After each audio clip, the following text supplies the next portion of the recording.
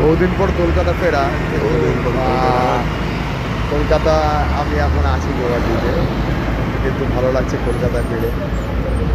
সকালবেলার কলকাতা, ঘুম ভাঙছে, কলকাতা এখন জাগেনি। আমি সবে পার্ক স্ট্রিটের এখান থেকে বেরোচ্ছি। বেরিয়ে হঠাৎ মনে পড়লো ভিডিও করি, কালকাটা ছুটিটা অনেকদিন ধরে নেওয়া হয়নি। তো দেখার চেষ্টা করলাম, কিন্তু সেভাবে গাছপালা পুরো ঢাকা পড়ে গেছে, ভিডিওটা ঠিকঠাক হলো না। ময়দানের সামনে থেকে এই মুহূর্তে ক্রস করছি। এই হচ্ছে ভিউজ সকালের কলকাতার। দেখুন কেমন লাগছে।